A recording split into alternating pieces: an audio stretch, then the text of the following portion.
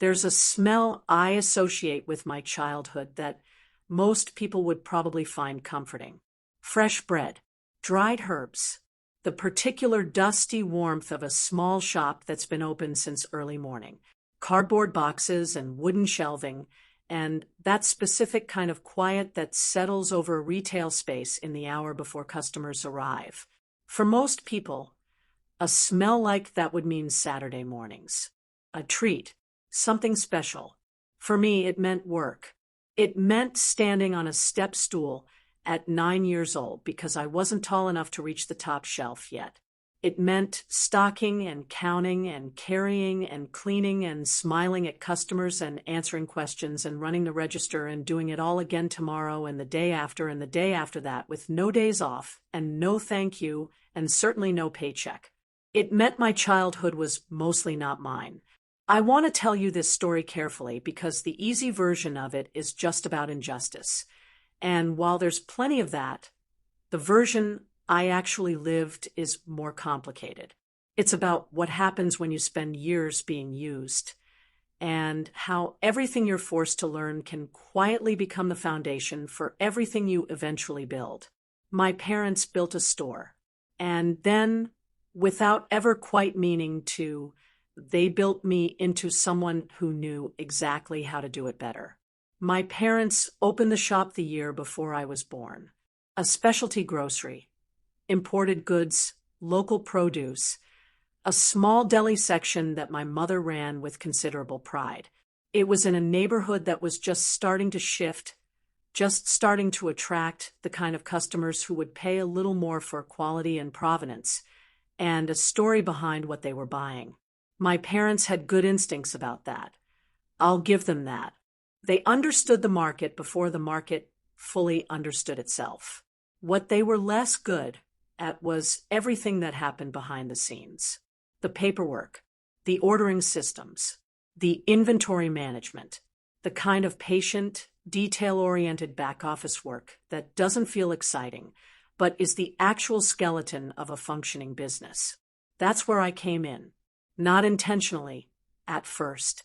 In the beginning, I was just a child who was present, who came to the store after school because there was nowhere else to go, who helped out because it was something to do, who was praised when I did well and corrected sharply when I made mistakes. And somewhere along the way, helping out became expected, and expected became required.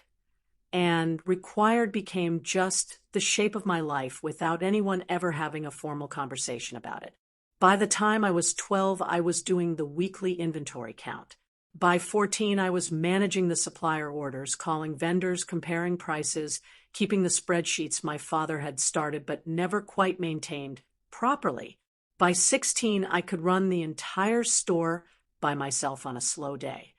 And I did regularly while my parents took the kinds of breaks and weekends and occasional vacations that I never got to take because someone had to be there. My brother, Kyle, was 3 years younger than me. He worked at the store too, technically.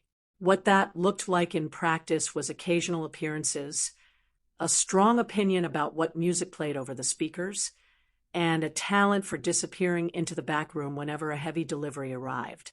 My parents found this charming. They called him a free spirit.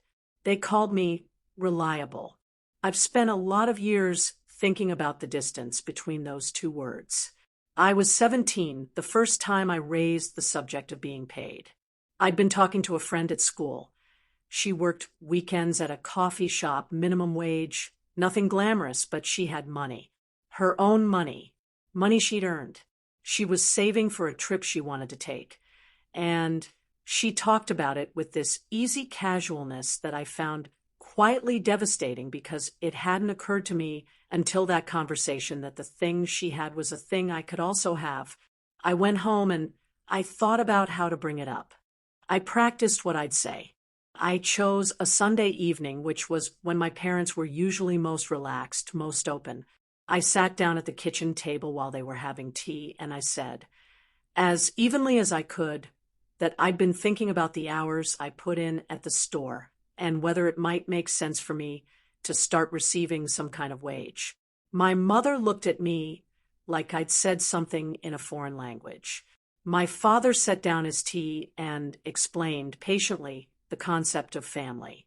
He explained that the store was for all of us, that my work was an investment in our collective future, that when the store did well, I would benefit, that everything they built was being built for Kyle and me, and you didn't charge your family for contributing to something that was yours.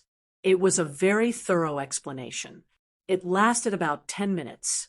At the end of it, my request had been folded into something that sounded almost like ingratitude, and I had somehow ended up apologizing, and we never discussed it again. I was 17. I didn't have the tools yet to identify what had happened in that conversation. I just knew that I'd walked in wanting something reasonable and walked out feeling unreasonable. And I went to bed that night with a tight, specific unhappiness in my chest that I couldn't quite name. I can name it now. It was the feeling of being seen as a resource rather than a person. Here's something nobody talks about when they tell stories like this one. The work itself taught me things, not in the way my parents intended, not in the one day this will all be yours sense that they occasionally implied, but in the way that real, hands-on, consequence-bearing work teaches you things that no classroom ever quite can. I learned how a business actually functions, not theoretically, not from a textbook, but from the inside. I learned that the difference between a store that struggles and a store that thrives is almost never the product. It's the margins, it's the systems, it's the relationships with suppliers and the loyalty of customers and the 100 small operational decisions that get made every day, mostly invisibly. I learned that my parents' store, despite doing reasonably well, was leaving significant money on the table. The supplier relationships were maintained through habit rather than negotiation. The pricing was set emotionally rather than strategically. There was a whole category of potential customers, younger, more health-conscious, willing to spend more, who came in once, didn't quite find what they were looking for, and didn't come back. I filed all of this away. I wasn't sure what I'd do with it yet. I just filed it. I also took every course I could. Online, free nights and weekends, business fundamentals, marketing, food retail operations. I found a community college that offered evening classes, and I enrolled quietly, and I took 2 classes a semester through my last 2 years of high school, rearranging my schedule at the store to make it work without ever telling my parents why I needed certain evenings free. This was the beginning of something I got very good at, building my future in the margins of a life that didn't leave much room for it. I stayed longer than I should have. I know that. I've made peace with it, mostly, but I know it. I stayed through my early 20s, telling myself that I was being responsible, that I was helping the family, that the right time to leave would become obvious, and I'd recognize it when it arrived. The truth was more complicated. The store was, by then, genuinely dependent on me, not on Kyle. He had drifted away from it in the way golden children drift away from obligations, smoothly and without much consequence. Not even entirely on my parents, who had, as they got older, handed more and more of the actual operations to me while retaining all of the decision-making authority and all of the financial control. I was running the store. I just didn't own it, wasn't paid for it, and had no title that acknowledged the work I was doing. When I raised this, not the payment issue, I'd stopped raising that, but the question of a formal role, some kind of documented stake or partnership, my father said they were thinking about it. My mother said these things took time. When I pushed a little, they mentioned Kyle. What about Kyle's future? What about making sure any arrangement was fair to both of us? Kyle, at this point, showed up roughly twice a month and spent most of that time eating from the deli counter and chatting with customers about subjects entirely unrelated to purchasing anything, fair to both of us. I went home that night, and I sat at my kitchen table, my own apartment, at least by then, a small thing but mine. And I thought for a long time. And then I opened a new document on my laptop, and I started writing a business plan. The plan took 8 months. I was meticulous about it, the way I'd been meticulous about everything that actually mattered to me. I knew this market. I had been living inside it for over a decade. I knew the customers my parents were missing. I knew the products those customers wanted. I knew the suppliers who could provide them. And I knew, because I had built those relationships myself on my parents' behalf over years, which of those suppliers might be open to working with a new player. I kept working at the store while I planned. I want to be honest about that. I wasn't sabotaging anything. I was doing my job fully, right up until the day I left. I don't think I would have been able to look at myself any other way. But I was also, in every hour that wasn't the store, building something else. My concept was focused in the way my parents' store never quite was. A specialty food shop, yes, but leaner, curated, a tighter product range with higher margins, a stronger story, a clear identity. The customers I was building for were the ones I'd watched walk into my parents' store, look around with a slightly uncertain expression, and leave without buying anything. I found a space, small, which was intentional, low overhead, manageable risk, in the right neighborhood, which was essential. I had saved carefully. I'd learned that lesson in a particular way, and I had enough for a modest but real launch. The day I gave my parents notice was one of the harder days of my adult life. Not because I was uncertain about what I was doing. I was completely certain. It was hard because I had spent so long inside that store, had given so much of myself to it. And walking out felt like leaving something behind, even though what I was leaving behind had never fully been mine. My mother cried. My father said I was making a mistake. Kyle said, and I want to make sure I represent this accurately. Oh, interesting. And then asked if there was any of the sun-dried tomato situation left in the back. I said I was sorry for any disruption to their operations, and I meant it. And I left. I opened on a Tuesday morning in early spring. I had spent the previous week in a state of controlled anxiety that I now look back on with a kind of fondness. The feeling of something you've worked toward for years finally becoming real is its own particular form of terror and joy, and I wouldn't trade it for anything. The shop was exactly what I'd planned. Small, warm, specific. Every product had a reason to be there. Every supplier was someone I'd vetted and visited, and in some cases had known for years. The shelving was beautiful. I'd found a carpenter through a friend, and we'd built it together, literally across 3 weekends. The lighting was right. The whole thing had the feeling of something made with intention. I had no advertising budget to speak of. What I had was a quiet social media presence I'd been building for several months before the opening, a small but genuine community of people who were interested in what I was doing, and a deep understanding of exactly who I was trying to serve.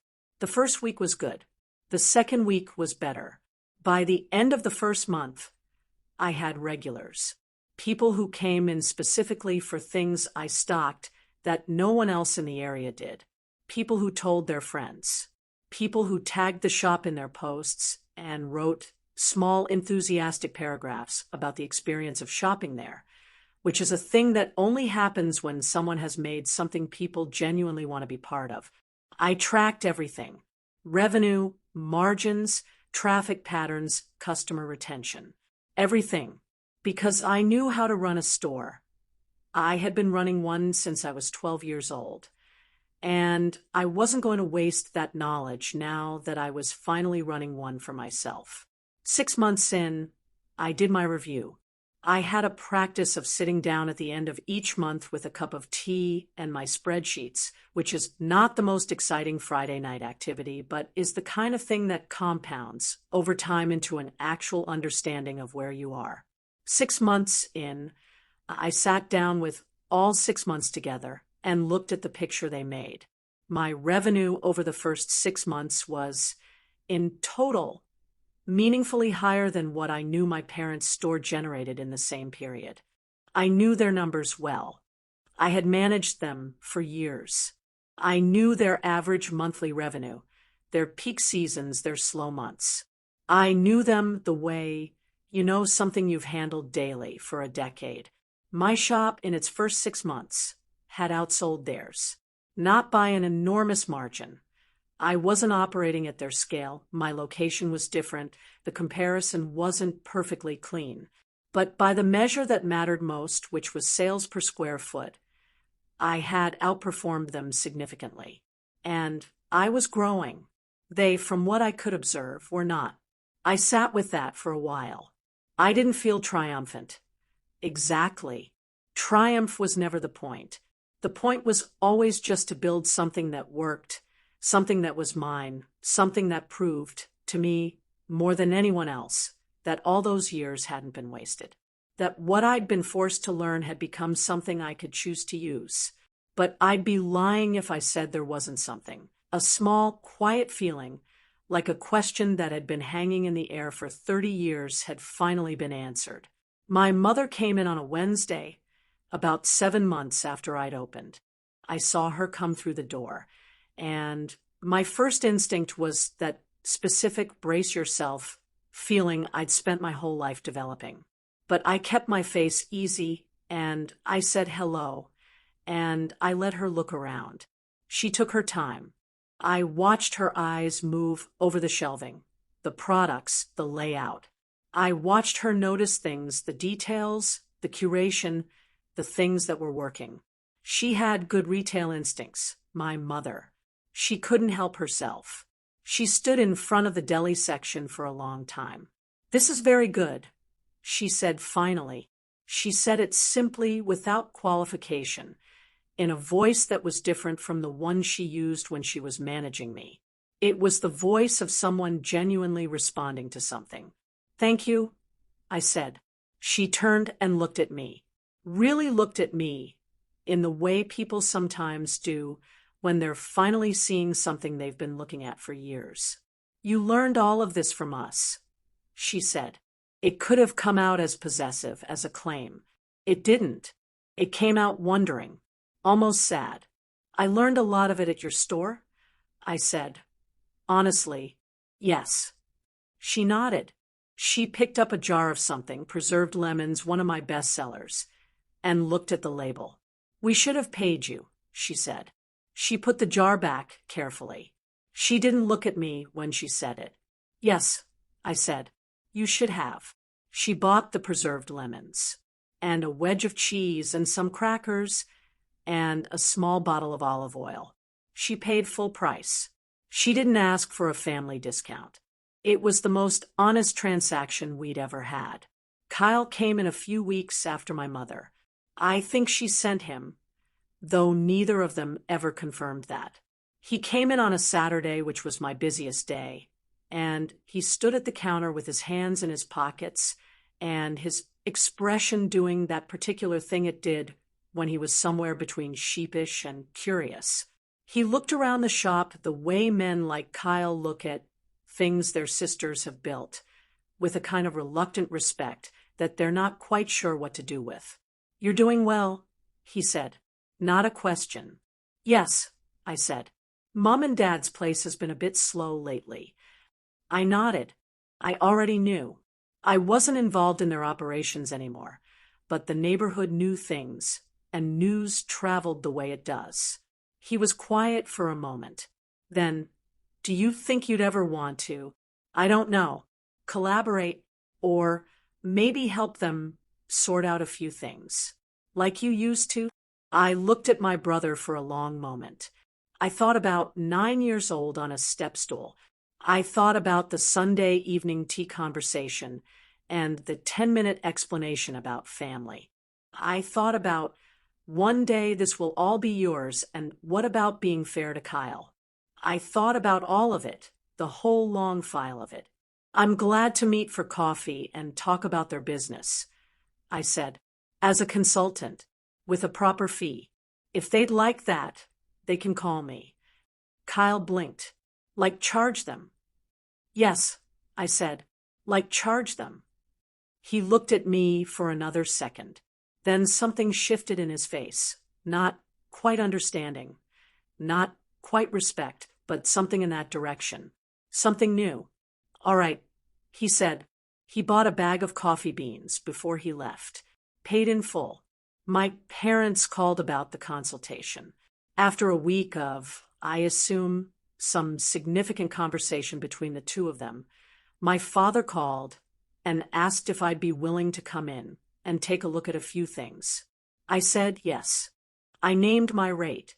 He paused for a moment and then said fine. I want to be clear. I was not cruel about it. I didn't charge them something punishing to make a point. I charged them a fair market rate for the knowledge and expertise they were asking for. The same rate I would charge anyone else. The consultation was 3 sessions.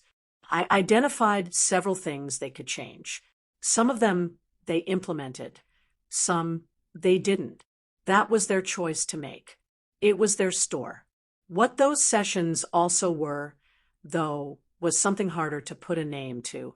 They were a chance to be in rooms with my parents where the dynamic had finally, definitively shifted, where I was not the reliable one, not the resource, not the family worker who didn't need to be paid because everything was for all of us. I was a professional.